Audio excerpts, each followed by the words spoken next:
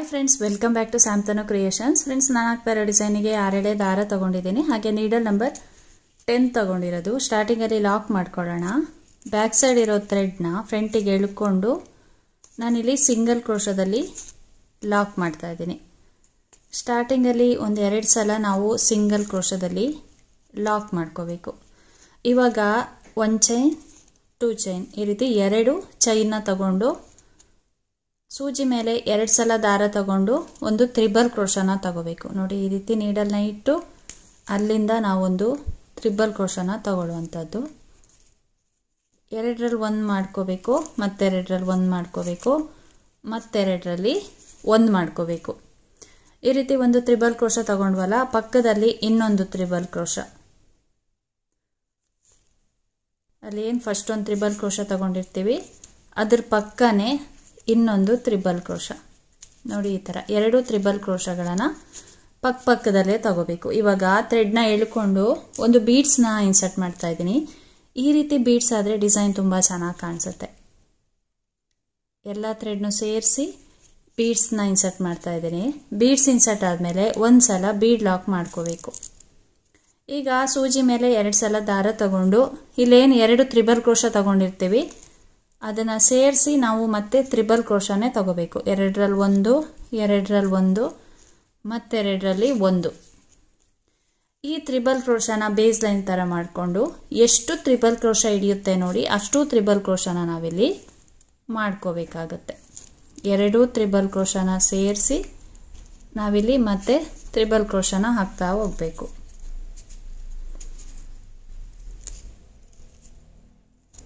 ಎರಡರಲ್ಲಿ 1, 2ರಲ್ಲಿ 1, ಮತ್ತೆ 2ರಲ್ಲಿ 1.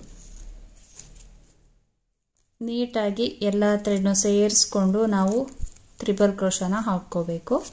ನಿಮಗೆ ತ್ರಿಬಲ್ ಕ್ರೋಶ ಕಷ್ಟ ಅನಿಸಿದ್ರೆ ಇಲ್ಲಿ ಇದನ್ನು ಕೂಡ ಡಬಲ್ ಕ್ರೋಶ ಮಾಡ್ಕೊಳ್ಳಿ, ಹಾಗೆ ಇದನ್ನು ಕೂಡ ಡಬಲ್ ಕ್ರೋಶ ಮಾಡ್ಕೋಬೋದು. ತ್ರಿಬಲ್ ಕ್ರೋಶ ಮಾಡೋದ್ರಿಂದ ಆರ್ಚ್ ತುಂಬ ನೀಟಾಗಿ ಚೆನ್ನಾಗಿ ಕಾಣಿಸುತ್ತೆ, ಹಾಗೆ ದೊಡ್ಡದಾಗಿ ಕೂಡ ಬರುತ್ತೆ.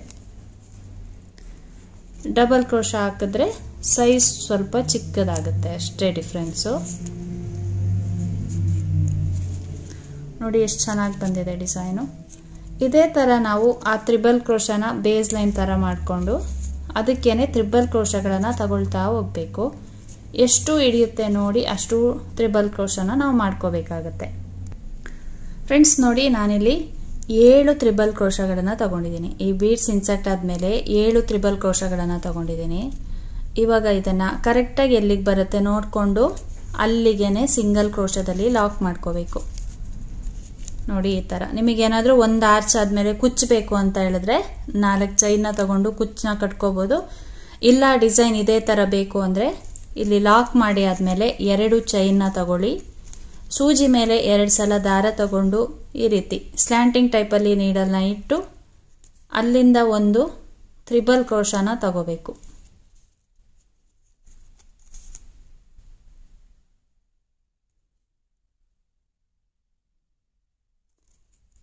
ಇಲ್ಲಿ 2 ಚೈನ್ನ ತಗೊಂಡು ಮತ್ತೆ ನಾವು ತ್ರಿಬಲ್ ಕ್ರೋಶನ ತಗೋಬೇಕು. 2ರಲ್ಲಿ 1 ಮಾಡ್ಕೋಬೇಕು, ಮತ್ತೆ 2ರಲ್ಲಿ 1 ಮಾಡ್ಕೋಬೇಕು, ಮತ್ತೆ 2ರಲ್ಲಿ 1 ಮಾಡ್ಕೋಬೇಕು. ಇನ್ನೊಂದು ತ್ರಿಬಲ್ ಕ್ರೋಶ. 2 ತ್ರಿಬಲ್ ಕ್ರೋಶಗಳನ್ನು ಪಕ್ಕದಲ್ಲೇ ತಗೋಬೇಕು.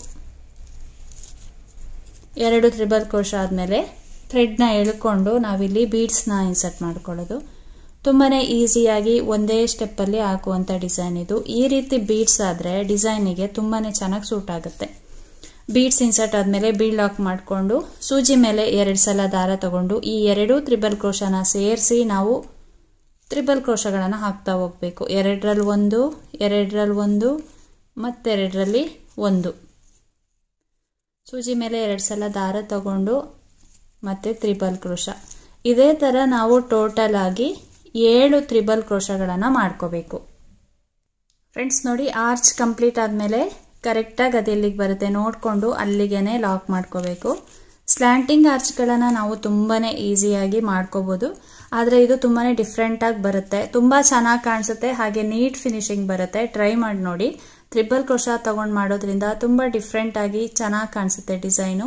ಇದೇ ಥರ ನಾವು ಡಿಸೈನ್ನ ಕಂಟಿನ್ಯೂ ಮಾಡ್ತಾ ಹೋಗಬೇಕು. ನಿಮಗೇನಾದರೂ ಕುಚ್ಚಬೇಕು ಅಂತ ಹೇಳಿದ್ರೆ ಒಂದು 2-3 ಆರ್ಚ್ ಆದಮೇಲೆ ಒಂದು 4 ಚೈನ ತಗೊಂಡು ಆ ಗ್ಯಾಪಲ್ಲಿ ಕುಚ್ಚನ್ನ ಕಟ್ಕೋಬೋದು. ಇಲ್ಲಾಂದರೆ ಪ್ರತಿ ಆರ್ಚ್ ಆದಮೇಲೆ ಕುಚ್ಚಬೇಕು ಅಂದರೆ ಆ ರೀತಿ ಕೂಡ ಮಾಡ್ಕೋಬೋದು. ತುಂಬಾ ಈಸಿಯಾಗಿ ಒಂದೇ ಸ್ಟೆಪ್ಪಲ್ಲಿ ಈ ಡಿಸೈನ್ನ ನಾವು ಟ್ರೈ ಮಾಡ್ಕೋಬೋದು.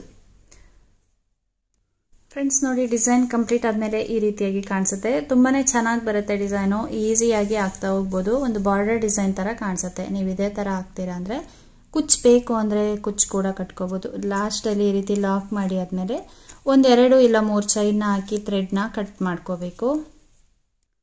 ವಿತೌಟ್ ಕುಚ್ಚು ಅಂತ ಈ ಡಿಸೈನ್ನ ಮಾಡಿದ್ದೀನಿ. ತುಂಬಾ ಚೆನ್ನಾಗಿ ಕಾಣಿಸುತ್ತೆ. ಬಿಗಿನರ್ಸಿಗೆ ಒಂದು ಒಳ್ಳೆ ಡಿಸೈನ್ ಅಂತ ಹೇಳ್ಬೋದು. ನೀವೇನಾದರೂ ತ್ರಿಬಲ್ ಕ್ರೋಶಾ ಕಲಿತಾ ಇದ್ದರೆ ಈ ರೀತಿ ಡಿಸೈನ್ನ ಟ್ರೈ ಮಾಡ್ಕೊಳ್ಳಿ. ಈ ಥರ ಡಿಸೈನ್ ಹಾಕೋದ್ರಿಂದ ತ್ರಿಬಲ್ ಕ್ರೋಶಾ ತುಂಬ ಚೆನ್ನಾಗಿ ಫಿನಿಶಿಂಗ್ ಬರುತ್ತೆ. ಹಾಗೆ ನೀವು ಕಲಿತಾಗೆ ಕೂಡ ಆಗುತ್ತೆ. ತುಂಬಾ ಈಸಿಯಾಗಿ ಆಗ್ತಾ ಹೋಗ್ಬೋದು. ನೀವೇನಾದರೂ ಕ್ರೋಶಾ ಡಿಸೈನ್ ಈಗಷ್ಟೇ ಕಲಿತಾ ಇದ್ದೀನಿ ಅಂದರೂ ಕೂಡ ಇಂಥ ಡಿಸೈನ್ನ ಟ್ರೈ ಮಾಡ್ಕೊಳ್ಳಿ. ಈ ರೀತಿ ಡಿಸೈನ್ ಮಾಡೋದ್ರಿಂದ ಬಟ್ಟೆನಲ್ಲಿ ಎಲ್ಲೂ ಕೂಡ ರಿಂಕಲ್ಸ್ ಬರೋದಿಲ್ಲ. ಡಿಸೈನ್ ತುಂಬಾ ಚೆನ್ನಾಗಿ ಕಾಣಿಸುತ್ತೆ. ರಿಂಕಲ್ಸ್ ಬರೋ ಚಾನ್ಸ್ ಯಾವಾಗ ಅಂದರೆ ನಾವು ಸ್ಟಾರ್ಟಿಂಗ್ ಬೇಸ್ ಲೈನ್ ಒಂದು ಚೈನ್ ಹಾಕಿ ಮತ್ತೆ ಆರ್ಚ್ಗಳನ್ನು ಹಾಕ್ತೀವಲ್ವ, ಆವಾಗ ರಿಂಕಲ್ಸ್ ಬರೋ ಚಾನ್ಸ್ ತುಂಬ ಇರುತ್ತೆ. ಅಂದರೆ ಬಿಗಿನರ್ಸ್ ಆದಾಗ ನೀವು ಹಾಕೋ ಚೈನ್ಗಳಲ್ಲಿ ವೇರಿಯೇಷನ್ ಇರುತ್ತೆ, ಹಾಗಾಗಿ ರಿಂಕಲ್ಸ್ ಬರೋ ಚಾನ್ಸ್ ಇರುತ್ತೆ. ಅದಕ್ಕೆ ಬದಲಾಗಿ ಈ ಥರ ಒಂದು ಸ್ಟೆಪ್ಪಲ್ಲಿ ಮಾಡುವಂಥ ಡಿಸೈನ್ನ ಟ್ರೈ ಮಾಡ್ಕೊಳ್ಳಿ. ಆವಾಗ ಡಿಸೈನ್ ತುಂಬಾ ಚೆನ್ನಾಗಿ ಬರುತ್ತೆ. ನಿಮಗೂ ಒಂದು ಕಾನ್ಫಿಡೆನ್ಸ್ ಬಂದ ಮೇಲೆ ನೀವು ಕರೆಕ್ಟಾಗಿ ಡಿಸೈನ್ನ ಹಾಕ್ಕೋಬೋದು. ಹಾಗೆ ಫಿನಿಶಿಂಗ್ ಎಲ್ಲ ತುಂಬ ನೀಟಾಗಿ ಬರುತ್ತೆ. ಸ್ಟಾರ್ಟಿಂಗ್ ಸ್ಟೇಜಲ್ಲಿ ಯಾರೆಲ್ಲ ಕಲಿತಾ ಇದ್ದೀರಲ್ವ ಅವರು ಈ ಥರ ಡಿಸೈನ್ನ ಟ್ರೈ ಮಾಡ್ಕೊಳ್ಳಿ. ಈ ರೀತಿ ಡಬಲ್ ಕ್ರೋಶಾದಲ್ಲಿ ಹಾಕೋದಾಗಿರ್ಬೋದು ಅಥವಾ ತ್ರಿಬಲ್ ಕ್ರೋಶಾದಲ್ಲಿ ಹಾಕೋದಾಗಿರ್ಬೋದು. ಆ ರೀತಿ ಡಿಸೈನ್ಗಳನ್ನು ನೀವು ಹಾಕಿದಾಗ ನಿಮ್ಮ ಡಿಸೈನ್ ಫಿನಿಶಿಂಗು ತುಂಬ ನೀಟಾಗಿ ಕಾಣಿಸುತ್ತೆ. ಫ್ರೆಂಡ್ಸ್, ಈ ಡಿಸೈನಿಗೆ ಚಾರ್ಜ್ ಮಾಡ್ಬೋದು ಅಂದರೆ 400ಇಂದ 500 ತನಕ ನಾವು ಚಾರ್ಜ್ ಮಾಡ್ಕೋಬೋದು. ತುಂಬಾ ಚೆನ್ನಾಗಿ ಬರುತ್ತೆ. ಹಾಕೋದು ಕೂಡ ತುಂಬಾ ಈಸಿ. ಒಂದು ಸ್ಯಾರಿಗೆ ಹಾಕ್ತೇನೆ ಅಂದರೆ 1-1.5 ಗಂಟೆ ಒಳಗಡೆ ಈ ಡಿಸೈನ್ನ ಹಾಕಿ ಮುಗಿಸ್ಕೋಬೋದು.